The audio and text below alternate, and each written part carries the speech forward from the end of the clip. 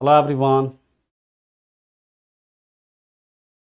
Good morning. कैसे हैं आप लोग? स्वागत है आपका खान ग्लोबल स्टडीज़ के ऑफिशियल ऐप पर। मैं आपका जीएस मेंटर ज्ञान प्रकाश झा आपके सामने हाजिर हूँ केमिस्ट्री की अगली क्लास लेकर। And today we are going to discuss, आज हम लोग डिस्कस करने वाले हैं मिक्सचर के बारे में बात करेंगे, मिश्रण के बारे में बात करेंगे कि आखिर ये मिश्रण होते क्या हैं। तो सभी लोग एक बार जुड़ जाएंगे। Then we will start the session of today. Hello Kranti, Sachendra, विवेक, विमलेश, अभिषेक, गुड़िया, राहुल, दीपक, शैलेश, अंसार, रानी, मधु, विशाल, पुष्पांजलि, शुभांगी, गौतम, सोहिनी, संदीप, रुस्तम, सीता, अंकिता, रेशमा, नेहा, प्रतीक्षा, सोनम, नवल, ब्रजेश, अरुण, अनुज, श्रवण, शिल्पी, एस के शर्मा। चलिए सभी लोग जुड़ चुके हैं, तो let's start the session of today. Last class में हम लोग देख रहे थे यूरिया के बारे में, तो यूरिया के बारे में 2-3 पॉइंट और लिख लीजिएगा और फिर हम लोग चलेंगे इसके आगे। यूरिया के बारे में अगला पॉइंट लिख लेना कि यूरिया में 46% नाइट्रोजन होता है। यूरिया में 46% क्या होता है? नाइट्रोजन होता है। और नाइट्रोजन को किसने खोजा था? Daniel Rutherford. अगला लिख लीजिएगा, हमारे बॉडी में यूरिया का निर्माण किधर होता है? हमारे बॉडी में यूरिया का निर्माण लीवर यानी यकृत में होता है। लीवर यानी यकृत में होता है या जिगर में होता है। ठीक है, ये पॉइंट आपको याद रखने हैं, यहां से आपसे सवाल बनता है। अब हम लोग बात करते हैं इसके आगे, जो दूसरा टाइप का कंपाउंड है उसे हम लोग क्या बोलते हैं? उसे हम लोग बोलते हैं inorganic compound. Second type of compound is inorganic compound, या फिर जैसे हम कहते हैं अकार्बनिक यौगिक। अकार्बनिक यौगिक, अकार्बनिक यौगिक का मतलब क्या होता है? तो याद रखिएगा, ऐसे कंपाउंड, ऐसे यौगिक जिसमें कार्बन नहीं मिलता है। ऐसे यौगिक यानी ऐसे कंपाउंड जिसमें कार्बन नहीं मिलता है या जिसमें कार्बन नहीं होता है ना, या जिसमें कार्बन नहीं हो, उसे हम लोग क्या कहेंगे? इनऑर्गेनिक कंपाउंड कहेंगे।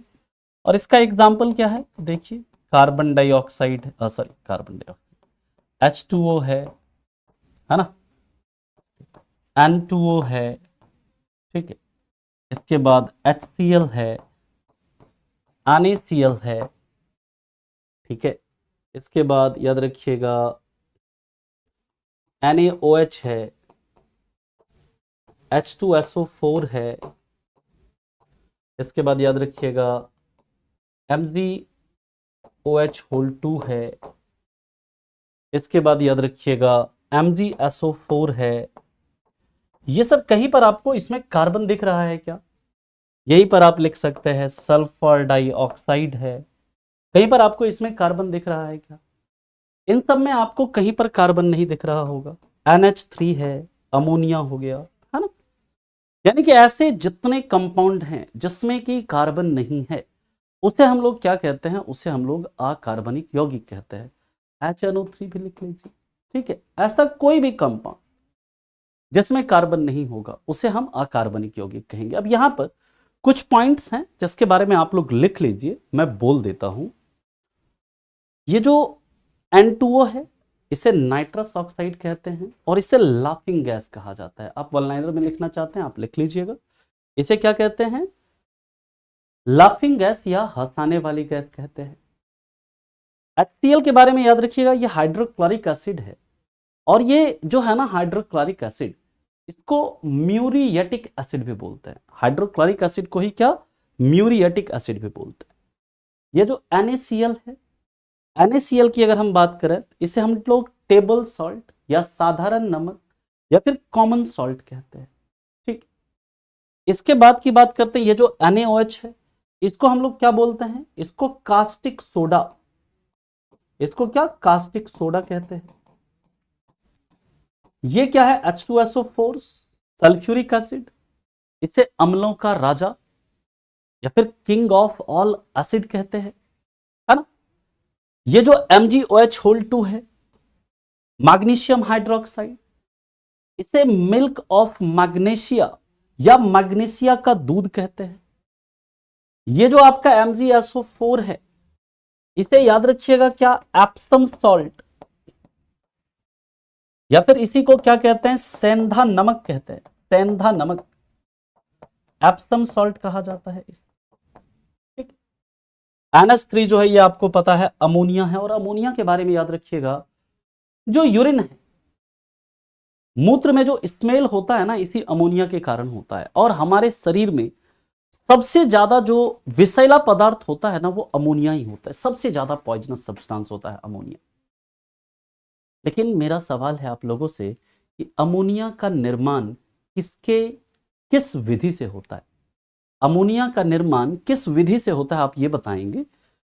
याद रखिएगा जो आपका N2O है, N2O को नाइट्रस ऑक्साइड या फिर इसे लाफिंग गैस, हंसाने वाली गैस कहते हैं। HNO3 है, इसको नाइटर कहा जाता है, नाइटर, इसी को हम लोग सॉल्ट पीटर बोलते हैं।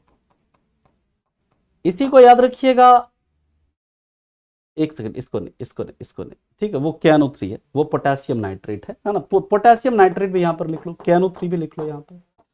ये पोटेशियम नाइट्रेट, ये भी आपका क्या है, एक इनऑर्गेनिक कंपाउंड है, यहां पर लिख लीजिएगा, इसको नाइटर कहते हैं।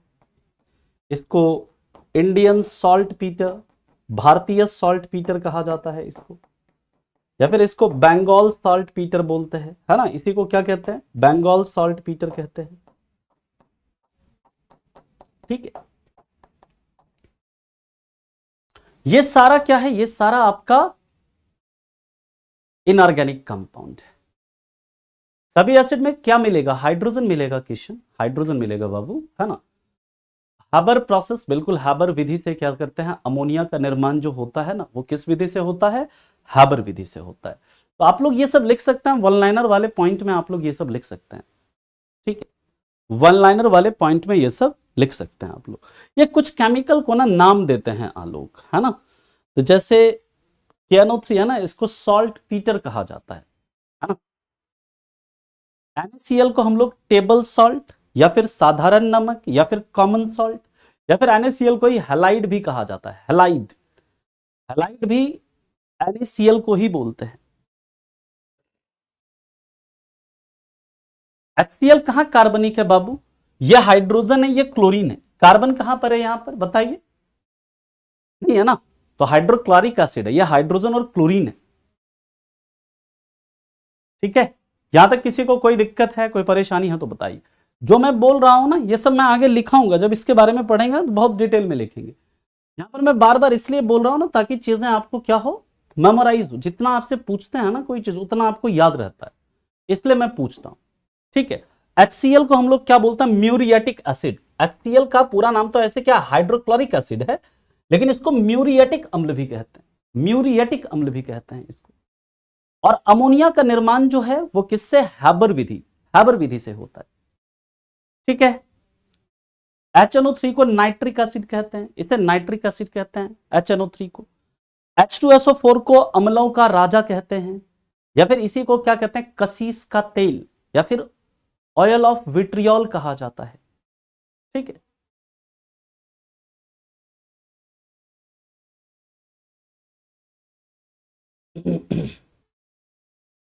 हैबर ने एक्चुअली सबसे पहले, हैबर नामक वैज्ञानिक ने अमोनिया को बनाया था। ठीक है किशन, उसी को इसलिए हैबर विधि कहा जाता है, हैबर मेथड, हैबर विधि से तैयार होता है अमोनिया। KNO3 के बारे में लिखा है नाइटर या फिर इंडियन सॉल्ट पीटर या फिर बंगाल सॉल्ट पीटर, हिंदी में भी ऐसे ही बोलते हैं इसको। ठीक है, H2SO4 को बोलते हैं कसीस का तेल या फिर ऑयल ऑफ विट्रियोल या फिर इसे सल्फ्यूरिक एसिड या फिर इसे अम्लों का राजा या किंग ऑफ ऑल एसिड, ये सब H2SO4 को कहते हैं। N2O को लाफिंग गैस या नाइट्रस ऑक्साइड कहते हैं। NaCl को टेबल सॉल्ट, कॉमन सॉल्ट, साधारण नमक, हैलाइड सब कहा जाता है NaCl को। ठीक है, ये सब लिखाएंगे आपको, ये बस मैं आपको बार बार इसलिए बोल रहा हूं ना ताकि चीजें आपको याद रहे। ठीक है, ये सब लिखाएंगे आगे, हम लोग चलेंगे ना आगे लिखाएंगे। साधारण नमक ये होता है NaCl होता है, सेंधा नमक जो होता है MgSO4 होता है। ठीक है, चलिए अब हम लोग देखिए यहां पर एक चीज अब आपको समझाना है जो कि बहुत इंपॉर्टेंट है ना, बहुत इंपॉर्टेंट है, समझिए। अब जैसे मान लीजिए आपसे कई बार सवाल पूछा जाता है कि जैसे H2SO4 है, समझिए ये जैसे H2SO4 है, इसमें अगर आपसे पूछे हाइड्रोजन के एटम कितने हैं, हाइड्रोजन के कितने एटम है आप गिनो। अगर आपसे पूछे सल्फर के कितने एटम है और ऑक्सीजन के कितने एटम है, इसमें आपसे पूछा जाता है ऐसे सवाल कि H2SO4 में हाइड्रोजन के कितने एटम, ऑक्सीजन के कितने एटम, सल्फर के कितने एटम। यहां पर हाइड्रोजन का कितना एटम है 2, सल्फर का कितना है 1, ऑक्सीजन का कितना है 4। इसी तरह मान लीजिए आपसे यहां पर C6H12O6 है, इसमें आपसे पूछे कार्बन के एटम की संख्या बताइए कितनी है, कार्बन कितना है, हाइड्रोजन कितना है, ऑक्सीजन का एटम कितना है। कार्बन 6 है, ये 12 है, ये 6 है ना। इसी तरह अगर आपसे पूछे मीथेन में कितना कार्बन कितना हाइड्रोजन, तो ये आप देखकर बता देंगे आप, है ना। इसी तरह अगर आपसे पूछ दे बेंजीन है C6H6, जिसको हम लोग क्या बोलते हैं बेंजीन, जिसका निर्माण किसने किया था, माइकल फैराडे ने किया था, इसमें कार्बन का कितना एटम है 6, हाइड्रोजन का कितना एटम है 6।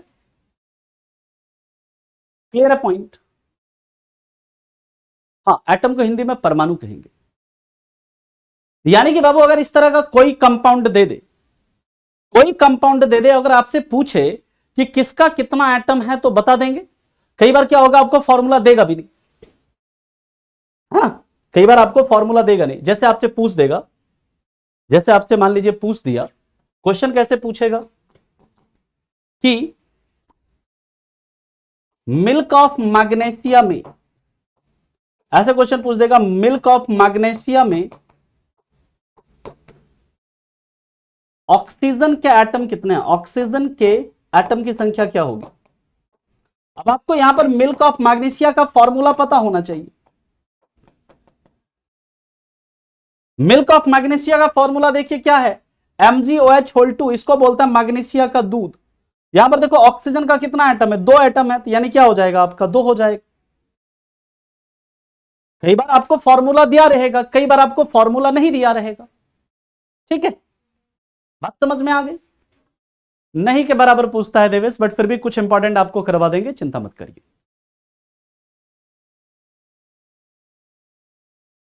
क्लियर है यहां तक, सारा फॉर्मूला याद करवा देंगे, चिंता मत करो तुम लोग।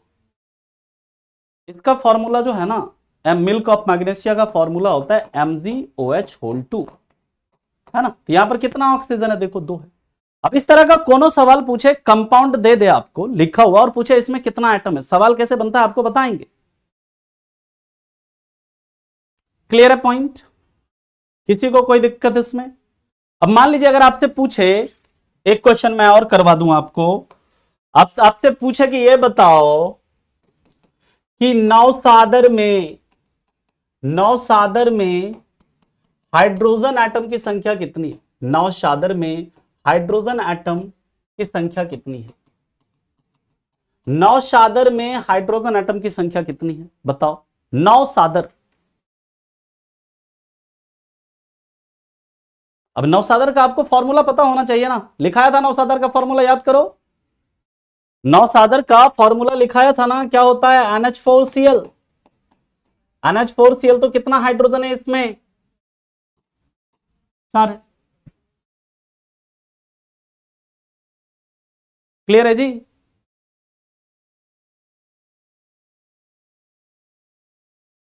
क्लियर है, चलिए अब इस तरह का सवाल आपसे पूछेगा, बना देंगे। ठीक, अब हम लोग इसके बाद बात करेंगे अब किसकी, मिश्रण की। और कंपाउंड में एक पॉइंट लिख लीजिएगा, कंपाउंड का जहां पर कैरेक्टरिस्टिक्स लिखा है ना, कंपाउंड का जहां पर कैरेक्टरिस्टिक्स लिखा है वहां पर आप लिख लीजिएगा कि कंपाउंड जो होते हैं ये नेचर में समांगी होते हैं।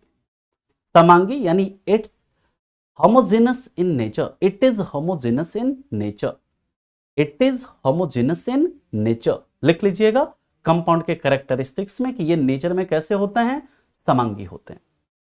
समांगी विसमांगी क्या होता है उसके ऊपर हम लोग चर्चा करेंगे। अभी समांगी विसमांगी क्या होता है अभी हम लोग मिश्रण में डिस्कस करेंगे, बट वहां पर लिख लेना कंपाउंड जो होता है वो नेचर में कैसे होते हैं, समांगी होते हैं। अब दूसरा देखिए सवाल कैसे बनेगा, दूसरा सवाल कैसे बनेगा ध्यान से समझिएगा कि जैसे आपसे पूछ देगा कि H2SO4 है, इसमें कुल एटम की संख्या कितनी है, कुल परमाणुओं की संख्या कितनी है बताओ। ऐसे भी सवाल बनेगा, घबराना नहीं है आपको, एक एक चीज आपको बताएंगे। टोटल नंबर ऑफ एटम कितना है इसमें भैया, अरे गिन लो ना, टोटल नंबर ऑफ एटम कितना होगा इसमें, 2 1 3 4 कितना 7, ठीक है। C6H12O6, टोटल एटम कितना है इसमें, टोटल नंबर ऑफ एटम बताओ इसमें कितना है, 6 6 12 12 कितना 24, ठीक। सूत्र दिया रहेगा कई बार सूत्र नहीं दिया रहेगा। जैसे आपसे अगला सवाल पूछ देगा चीनी में कुल एटम की संख्या कितनी है, चीनी में कुल एटम की संख्या कितनी है, चीनी। अब चीनी का आपको फॉर्मूला पता होना चाहिए यहां पर, अब चीनी का यहां पर आपको फॉर्मूला पता होना चाहिए।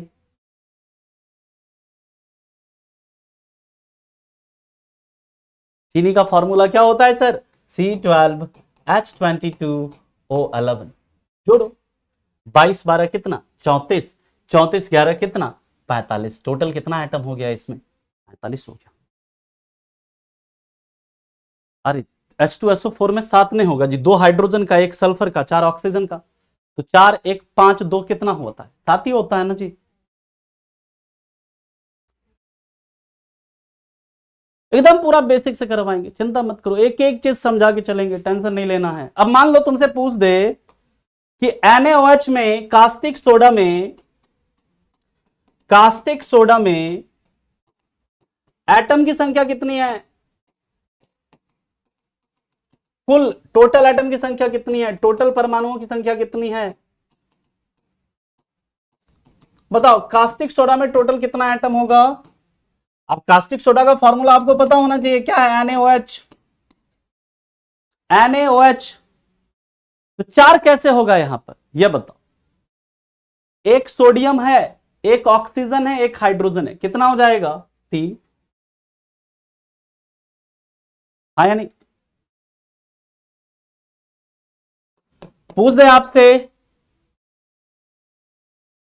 Indian salt Peter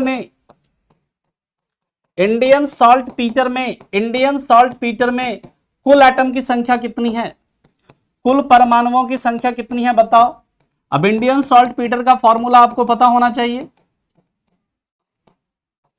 Indian salt Peter हम लोगों ने किसे कहा था, KNO3 को।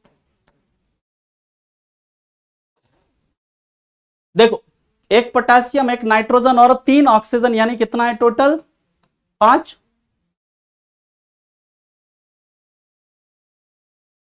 इसी तरह अगर आपसे पूछे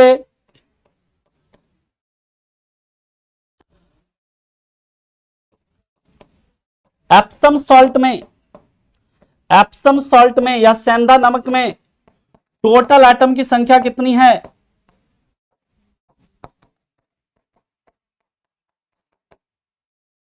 एप्सम सॉल्ट का फॉर्मूला आपको पता होना चाहिए, क्या होता है MgSO4।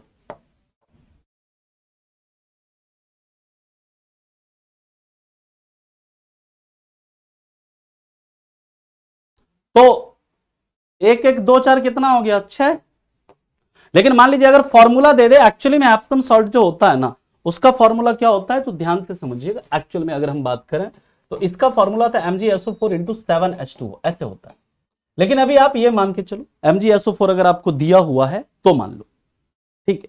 अगर MgSO4 × 7H2O है तो क्या हो जाएगा 5, तो इधर कितना हो गया टोटल 2 4 6 हो गया, प्लस इधर कितना हो जाएगा 3 इंटू 7 21, 21 6 कितना हो जाएगा 27 हो जाएगा टोटल आइटम, अगर इस तरह से रहा तो। बात समझ में आ रही? अब इस तरह का कोई सवाल देगा, कोई सवाल देगा इस तरह से तो कर लेंगे आप लोग, कोई दिक्कत होगा इसमें? अरे हाँ ही नहीं बोलो।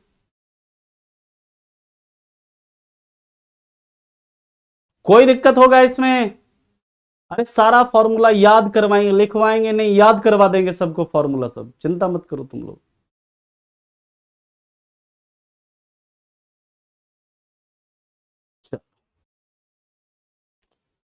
ठीक है, चलिए। तो यहां पर जो बच्चा पूछ रहा है ना 3 कैसे हो, देखो यहां पर Na, ये सोडियम हो गया एक, ऑक्सीजन हो गया एक, हाइड्रोजन हो गया एक, तो टोटल कितना एक एक, एक कितना हो गया 3 हो गया। चलिए बहुत बढ़िया। हाँ इस तरह का पूछता है सवाल, कैसे पूछता है बताएंगे आपको, सवाल करवाएंगे आपको, चिंता मत करिए, सारा सवाल करवाएंगे।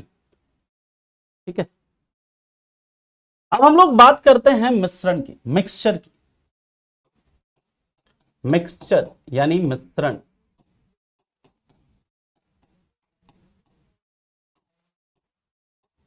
मिक्सचर 27 कैसे होगा, 17 होगा जी, देख लेते हैं। देखो यहां पर इधर कितना हो गया 2 1 3, 3 इंटू 7 कितना होता है 21 प्लस 6 कितना, 21 प्लस 6 27 ही होगा ना, हाँ या नहीं? ठीक, बराबर है। चलिए अब हम लोग बात करते हैं मिश्रण की। देखो वहां पर क्या कर रहे थे हम लोग, एक निश्चित अनुपात में मिला रहे थे, और वहां पर सिर्फ और सिर्फ किसको मिला रहे थे हम लोग, एलिमेंट को मिला रहे थे, कंपाउंड को नहीं। ठीक है, यानी कि मिश्रण जो है ये क्या होता है, जब 2 या 2 से ज्यादा तत्व, जब 2 या 2 से ज्यादा तत्व अथवा यौगिक को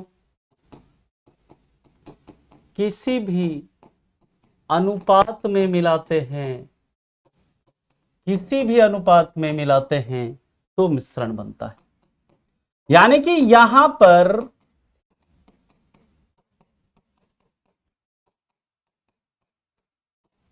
कोई फिक्स रेशियो का जरूरत नहीं है, कोई निश्चित अनुपात का जरूरत नहीं है।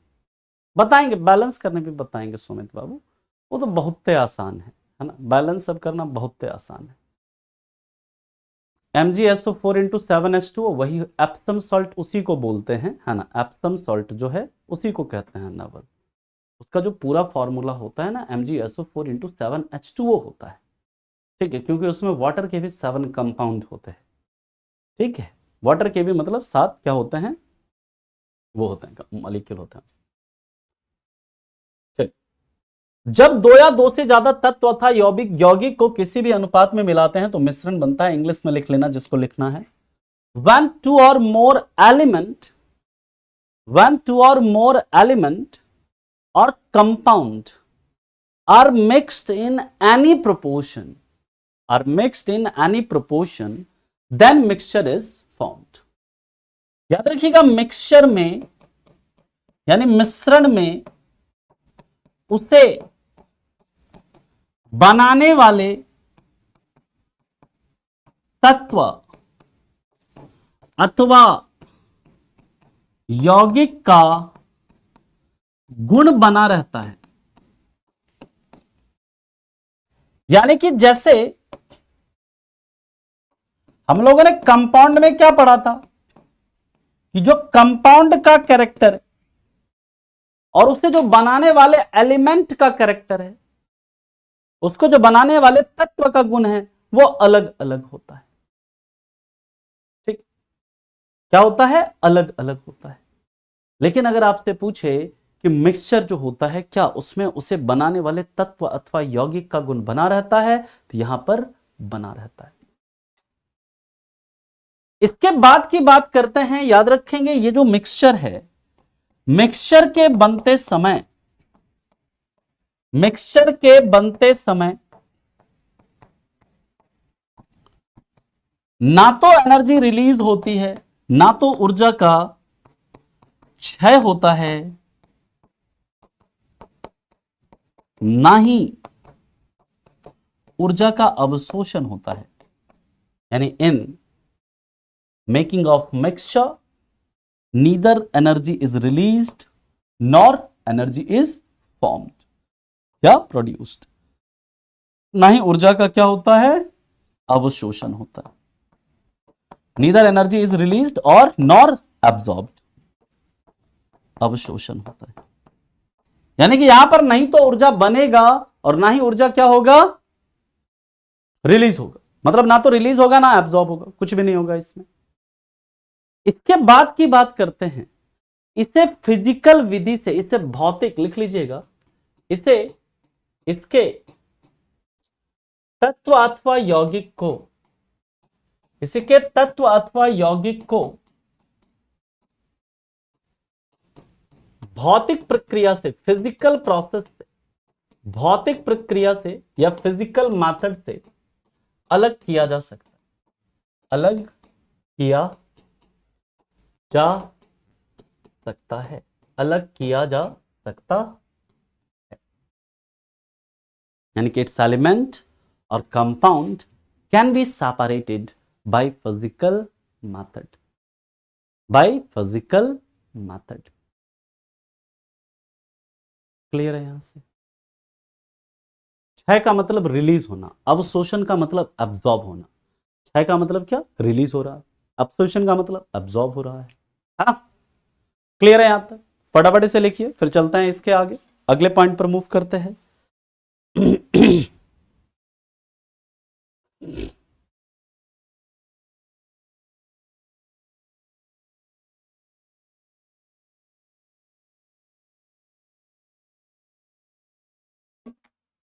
चलिए नेक्स्ट अब हम लोग बात करते हैं, इसका एग्जाम्पल याद रखिएगा। मिश्रण को फिर अब हम लोग सेपरेट भी करेंगे। इसका एग्जाम्पल है पहला, सॉल्ट प्लस वाटर, यानी नमक प्लस जल का मिश्रण। दूसरा, सॉल्ट प्लस शुगर, नमक प्लस चीनी का मिश्रण। तीसरा, वाटर प्लस सैंड, जल प्लस बालू का मिश्रण। चौथा आपका सैंड प्लस सॉल्ट, यानी कि बालू प्लस नमक का मिश्रण, है ना? इसी तरह पांचवा हवा, है ना? ऐसे और भी कई तरह के मिश्रण हो सकते हैं। अब देखिए जो मिश्रण है ना, मिश्रण की बात करें, अब मिश्रण जो है दो प्रकार के होते हैं, ठीक है?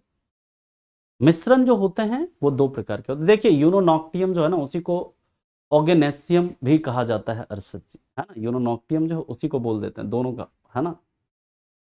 ठीक है। अब मिश्रण जो है, मिश्रण की अगर हम बात करते हैं, वो हम पीरियोडिक टेबल में आएंगे, बताएंगे आपको, पीरियोडिक टेबल में आएंगे ना तो बताएंगे, ठीक है अरशद जी? अब मिश्रण के प्रकार की बात करते हैं, ये दो प्रकार के होते हैं।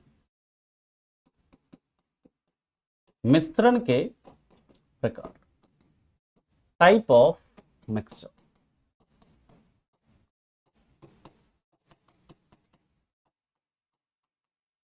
एक होता है समांगी मिश्रण,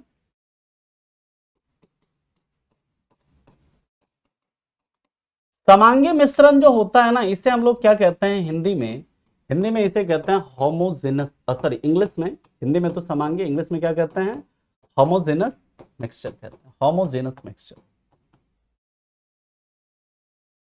होमोजेनस मिक्सचर का मतलब क्या है, याद रखिएगा, इसके तत्व अथवा यौगिक को पहचानना मुश्किल है।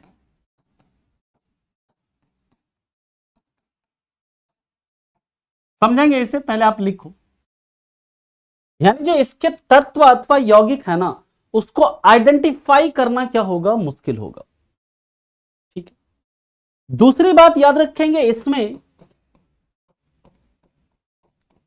तत्व अथवा यौगिक एक दूसरे में, इसमें तत्व अथवा यौगिक एक दूसरे में पूर्णतः घुले होते हैं। पूर्णतः क्या होते हैं, घुले होते हैं। इन दिस एलिमेंट और compound of mixture is completely dissolve, एक दूसरे में पूरी तरह से क्या होंगे, घुले होते हैं। तीसरा याद रखिएगा, इसमें पूरे मिश्रण के कण का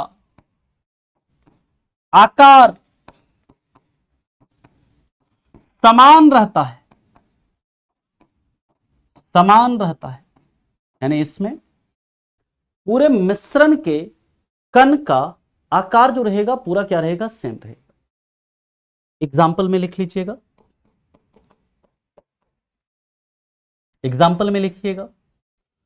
पानी प्लस नमक। अभी इसे समझेंगे, फिर पहले एग्जाम्पल सब लिख लो। दूसरा, पानी प्लस चीनी। तीसरा, पानी प्लस शराब, है ना।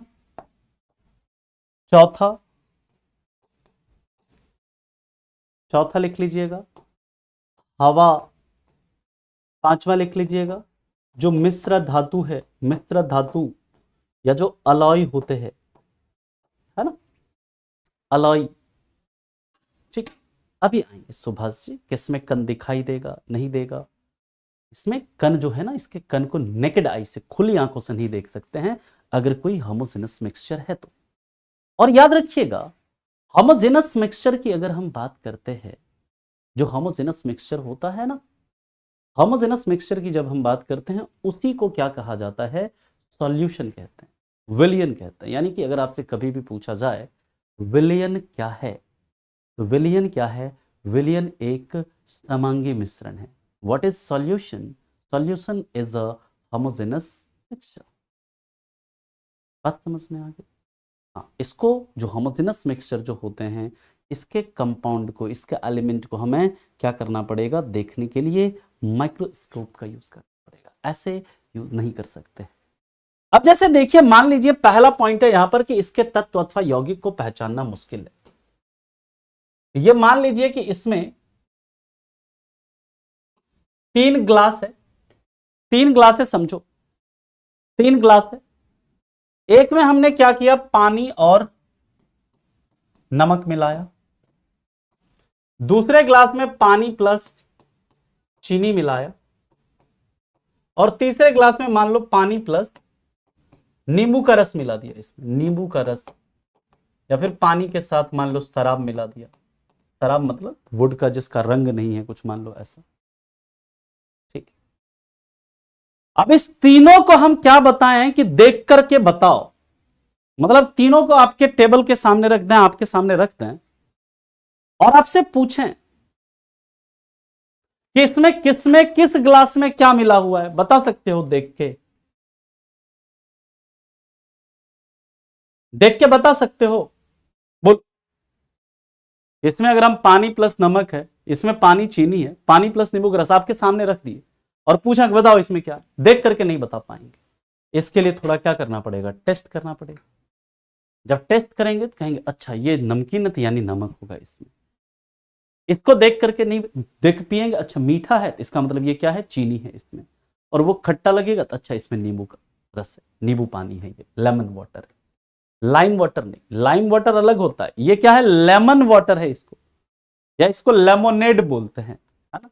आजकल जो है इसको क्या कहते हैं, भैया एक लेमोनेड देना। लेमोनेड देना मतलब क्या, नींबू का पानी देना।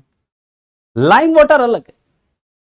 चूने का पानी, लाइम वाटर जो होता है उसको चूने का पानी बोलते हैं, वो क्या है, वो है कैल्शियम हाइड्रोक्साइड है। ठीक है, बात समझ में आया। तो इसलिए यहां पर कहते हैं कि इसके तत्व अथवा यौगिक को पहचानना क्या है आपका मुश्किल है। अब यहां पर देखिए दूसरा अगर हम बात करें, इसके तत्व अथवा यौगिक यौगिक एक दूसरे में कंप्लीटली डिसॉल्व हैं, यानी कि पूरी तरह से घुले हुए हैं। यानी कि जब पानी को नमक में घोलते हैं तो वो पूरी तरह से क्या हो जाता है, घुल जाता है। पानी और चीनी भी एक दूसरे में पूरी तरह से घुल जाएगा। पानी और नींबू भी एक दूसरे में क्या होता है, नींबू का रस एक दूसरे में पूरी तरह से घुल जाएगा। और तीसरा कह रहा है कि इसमें पूरे मिश्रण के कण का आकार क्या होता है, समान रहता है। जब पानी और चीनी को पूरी तरह से मिला देंगे उसके बाद उसके एक एक कण का सबका साइज क्या होगा, बराबर होगा, अलग अलग नहीं होगा। बात समझ में आया, क्लियर है यहां तक। शराब कैसे बनती है, किण्वन विधि से बनती है, फर्मेंटेशन से बनती है। इसको सेपरेट किया जा सकता है, बिल्कुल किया जा सकता है। पानी और चीनी को सेपरेट करना इवापोरेशन मेथड का यूज करेंगे। पानी और नमक को सेपरेट करना इवापोरेशन विधि का यूज करेंगे, है ना। पानी और शराब को अलग करना है, डिस्टिलेशन विधि का प्रयोग करेंगे। डिस्टिलेशन, है ना। इसलिए जो शराब वगैरह जहां पर बनता है ना, तो उसको बोलते हैं डिस्टिलरी फैक्ट्री बोलते हैं उसको, कि हमारा डिस्टिलरी का फैक्ट्री, डिस्टिलरी बोलते हैं उसको, जहां पर शराब उराब बनता है। तो पानी और शराब का जो मिश्रण होता है ना, उसको कैसे डिस्टिलेशन विधि से अलग करते हैं, याद रखें। नींबू पानी को भी अलग करेंगे, डिस्टिलेशन विधि होता है, उससे अलग करते हैं नींबू और पानी को। ठीक है, क्लियर है यहां तक। चलिए अब हम लोग बात करते हैं, इसके बाद दूसरा जो मिश्रण होता है ना, उसको बोलते हैं विसमांगी मिश्रण बोलते हैं। फिर अभी अलग अलग प्रकार के मिश्रण के बारे में बताएंगे। एयर, हवा जो होता है क्या होता है, होमोजेनस मिक्सचर होता है। क्यों, हवा को देख करके आप बता सकते हैं, हवा में अलग अलग गैसें हैं, नाइट्रोजन है, ऑक्सीजन है, कार्बन डाइऑक्साइड है, आर्गन है, लेकिन हवा को देखकर बता सकते, अच्छा हाँ ये देखो ऑक्सीजन दिख रहा, नहीं होता है ना जी। ये नाइट्रोजन है, दिख रहा है क्या आपको, नहीं। यानी हवा भी क्या है, मिश्रण है, डिफरेंट गैसों का मिश्रण है, लेकिन कैसा मिश्रण है, होमोजेनस मिश्रण है। ठीक है, चलिए इसके बाद की बात करते हैं। अगला याद रखिएगा, दूसरा जो मिश्रण होता है वो कैसा होता है, वो विसमांगी मिश्रण होता है। विसमांगी मिश्रण, और विसमांगी मिश्रण को हम लोग क्या बोलते हैं, heterogeneous mixture. Heterogeneous mixture, heterogeneous mixture की बात करते हैं तो याद रखिएगा,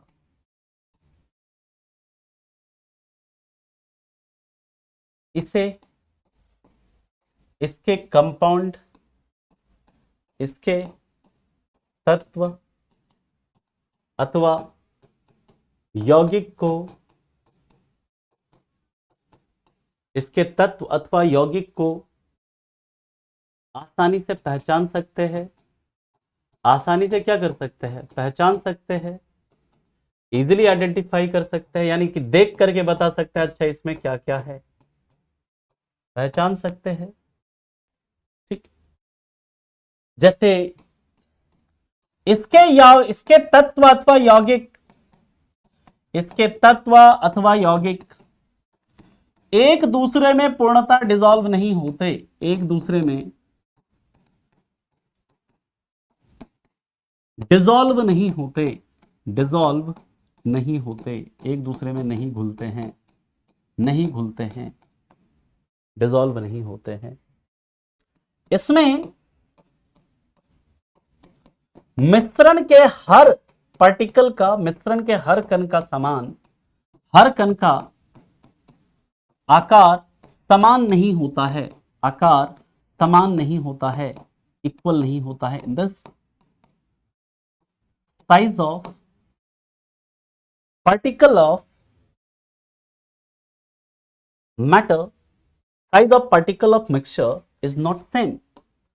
Example, पानी प्लस बालू, बालू प्लस नमक, पानी प्लस तेल, नमक प्लस लौह चूर्ण यानी आयरन पाउडर, है ना, लौह चूर्ण, ठीक है। सैंड प्लस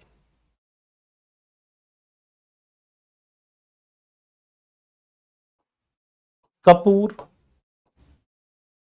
कैम्फर, है ना, बराबर है जी। क्लियर है पॉइंट। यानी कि ऐसा कंपाउंड जिसमें कि हम देखकर अच्छा ये पानी और बालू का है, और भी लिखना है, पानी प्लस मिट्टी लिख लो, पानी प्लस मिट्टी। ऐसा कोई भी मिश्रण जिसमें आप देखिए और देख करके आपने बता दिया अच्छा ये इस चीज का मिश्रण है, इसके लिए आपको कोई टेस्ट करने का जरूरत नहीं पड़ा। और पानी में मान लीजिए बालू मिला हुआ है, तो क्या पानी के जो कण है उसका आकार बालू सब अलग अलग होगा। बालू और नमक मिला हुआ है, नमक के कण का आकार बालू के कण का आकार अलग अलग होगा। मान लीजिए कि बालू के साथ लोहे का चूर्ण मिला हुआ है, उसका आकार अलग अलग होगा। बात समझ में आ रही है? क्लियर है जी? ठीक है। सैंड प्लस कपूर, उसका आकार अलग अलग होगा, ठीक।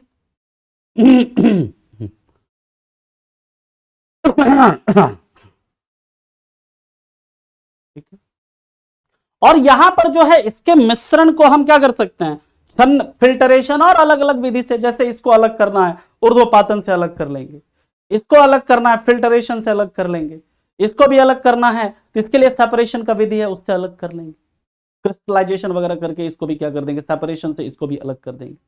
पानी प्लस तेल है, इसको डिस्टिलेशन से अलग कर देंगे या फिर इवेपोरेशन से भी अलग कर देंगे। देखेंगे अलग अलग अभी सेपरेशन ऑफ मिक्सचर में, जब मिक्सचर का सेपरेशन देखेंगे वहां पर।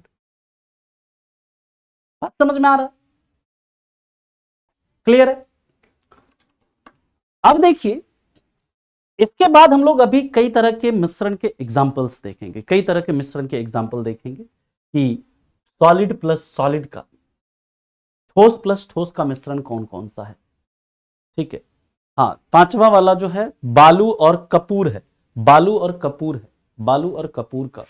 सैंड का मतलब बालू होता है बाबू, और बालू का सूत्र अगर लिखना है ना तो बालू का सूत्र लिख लेना, क्या होता है, SiO2, ये बालू का सूत्र होता है। और याद रखना केरल में एक बालू मिलता है मोनाजाइट, केरल में एक बालू कौन सा मिलता है, मोनाजाइट, जिसमें क्या होता है आपका, जिसमें आपका मिलता है क्या, थोरियम। क्या मिलता है, थोरियम। हाँ, स्टोन प्लस सैंड भी इसी में आएगा, क्लियर है जी। अब देखिए अलग अलग तरह का मिश्रण हम लोग देखेंगे, जैसे सॉलिड और सॉलिड का मिश्रण, ठोस और ठोस का मिश्रण, फिर देखेंगे ठोस और द्रव का मिश्रण, फिर देखेंगे ठोस और गैस का मिश्रण, गैस और गैस का मिश्रण, अलग अलग तरह के मिश्रण होते हैं, उसके बारे में हम लोग बात करेंगे अभी। बिल्कुल हो सकता है प्रभात जी, काहे नहीं होगा। नमक और कपूर काहे नहीं होगा, बिल्कुल हो सकता है, नमक और कपूर भी हो सकता है, बराबर है। आगे चलें। हाँ जी,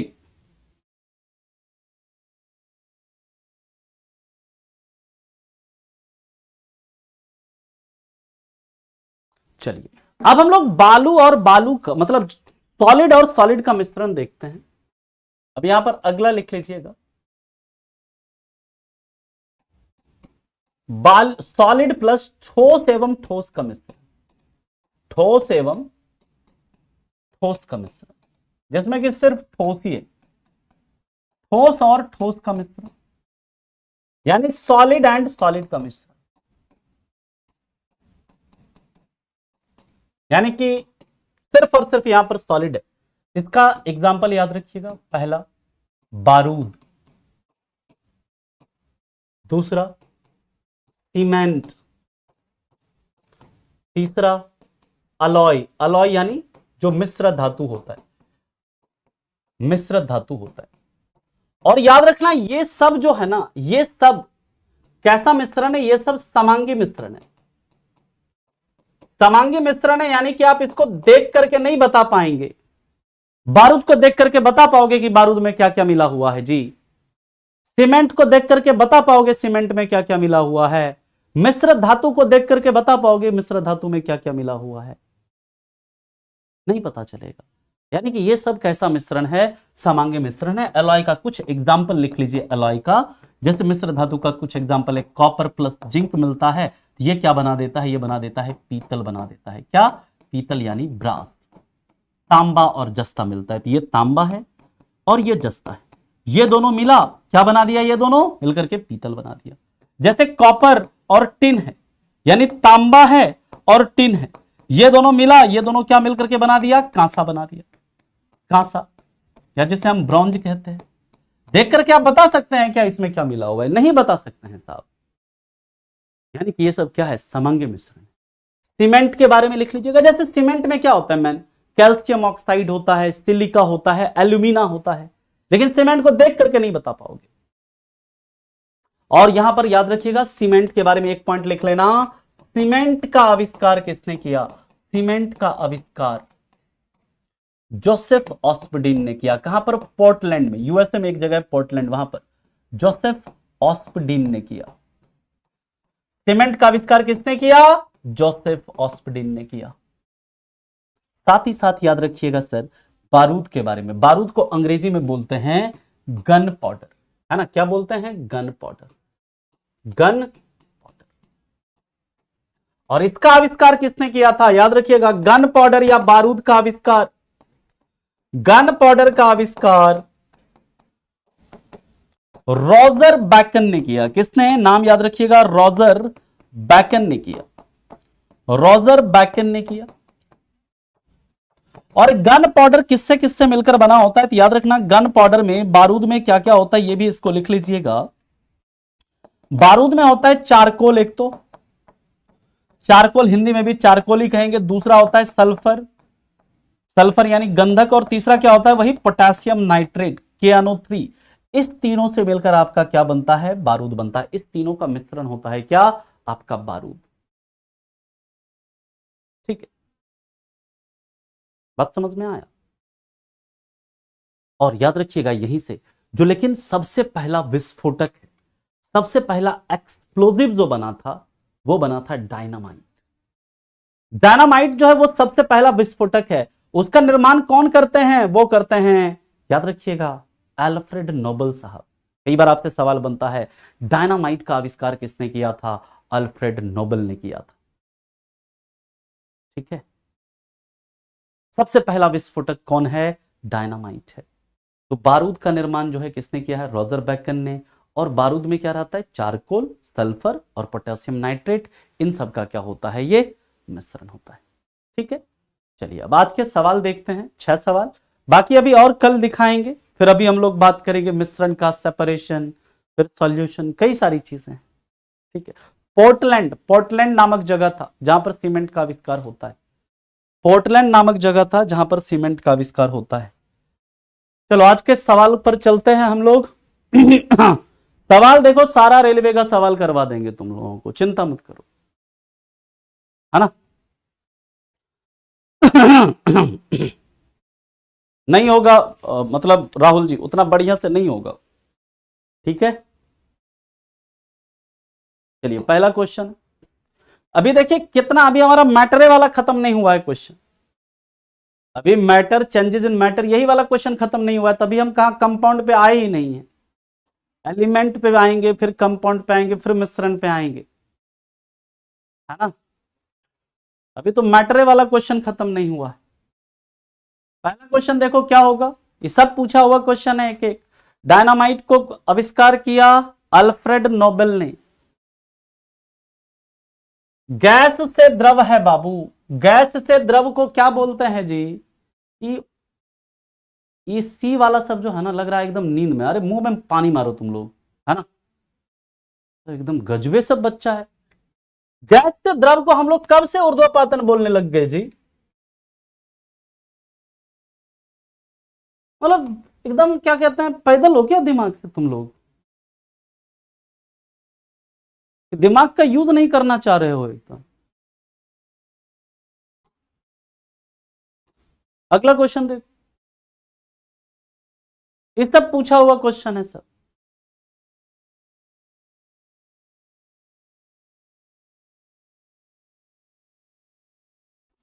कह रहा है निम्नलिखित में से किस पदार्थ में कण अधिकतम बल से एक साथ बंधे रहते हैं? सबसे ज्यादा जो पार्टिकल के अंदर जो फोर्स होगा वो किस में होगा? यहां पर देख लो कौन सा सॉलिड है, सॉलिड ये, लिक्विड है, ये गैस है ना, ये मतलब लिक्विड, मतलब एक्चुअली में लिक्विड ही होता है लेकिन वो गैस में बदल जाता है। ठीक है, तो यहां पर इसका सही उत्तर क्या हो जाएगा आपका? ऑप्शन है ना, ऑप्शन है।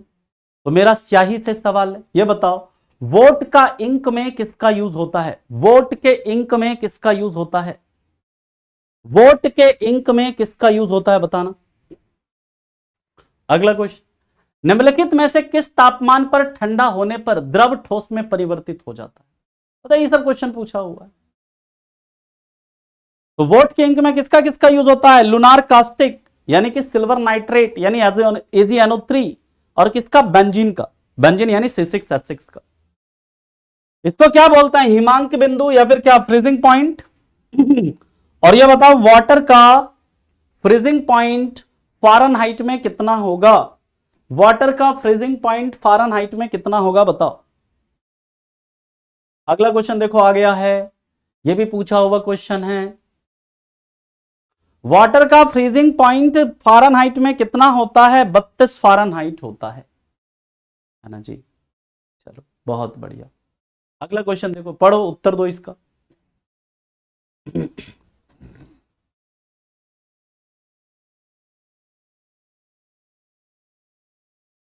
सारा कराया हुआ है आपके नोट से, सीधा ये रेलवे के क्वेश्चन है ये, और एक एक स्टेटमेंट आपके नोट में लिखा हुआ है। कुछ धातुओं को पीटकर पतली चादर बनाई जाती है, इसे अघातवर्धित्य कहते हैं। बराबर है, ठीक है। धातुओं की खींचकर पतले तार बनाए जा सकते हैं, बनाए जा सकते हैं। धातुएं उष्मा की सुचालक होती है, सुचालक होती है। यानी कि तीनों का तीनों सही है। सही उत्तर क्या होगा? ऑप्शन डी होगा। अगला सवाल देखो, कह रहा है निम्नलिखित में से कौन सा द्रव का अभिलाक्षणिक गुण है? यानी कि कौन सा लिक्विड का प्रॉपर्टी है, ये आपसे पूछ रहा है। लिक्विड का प्रॉपर्टी कौन सा है बताओ जी सब लोग। अभी हम देख रहे हैं मैटर में ही, अभी तक मैटर से बाहर निकल ही नहीं पा रहे हैं, इतना क्वेश्चन है मैटर में। या कहता है दृढ़ होता है, रिजिड होता है क्या? अरे नहीं, इसका आयतन निश्चित होता है, बराबर है, लेकिन आकार निश्चित नहीं होता, बराबर है। सही उत्तर ये। सबसे ज्यादा संपीड़ित कौन होता है? गैस की कॉम्प्रेसिबिलिटी सबसे ज्यादा होती है। सबसे ज्यादा जो संपीड्यता होती है वो गैस की, सबसे कम किसकी होती है? सॉलिड की होती है। ठीक है, चलो अगला है। कितना आसान सा क्वेश्चन है बताइए, कितना इजी क्वेश्चन है ये।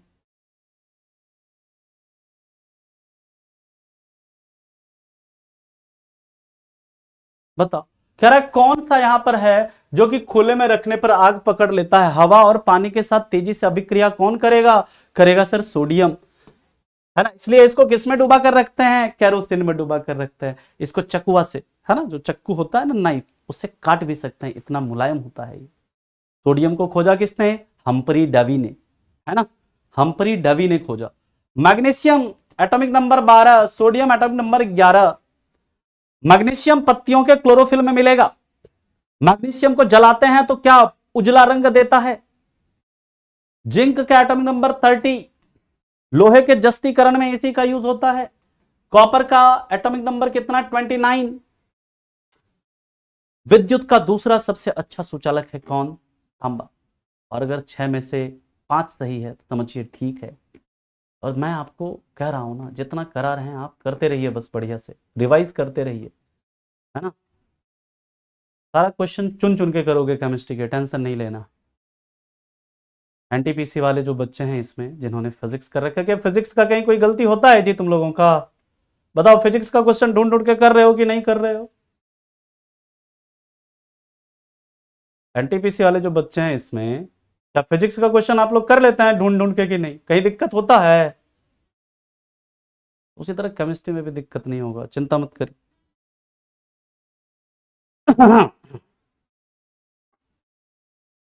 चलिए, 6 गो में 3 गो सही है ना, तो जाकर के रिवाइज करो नोट को, ठीक है।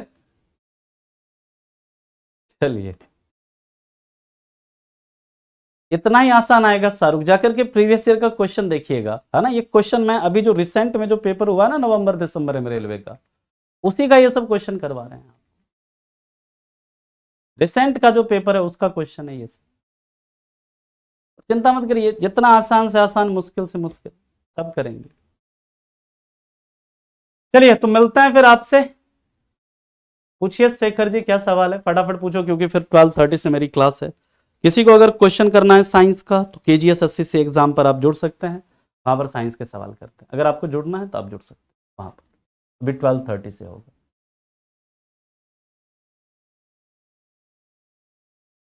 नहीं बनती है तो रिवाइज करिए, तब बनती है, फिर बनेगी आपसे भी, है ना। नोट्स को रिवाइज करिए। सर नायरन क्या है उसका देखिएगा थोड़ा, नियॉन न्यूरॉन रीजनरेट हो सकता है, न्यूरॉन रीजनरेट बहुत कम होता है, नहीं हो सकता न्यूरॉन, ठीक है। चलिए, तो मिलते हैं फिर आपसे कल की क्लास में, तब तक के लिए आप लोगों का धन्यवाद। Thank you so much, bye bye, take care and have a good day.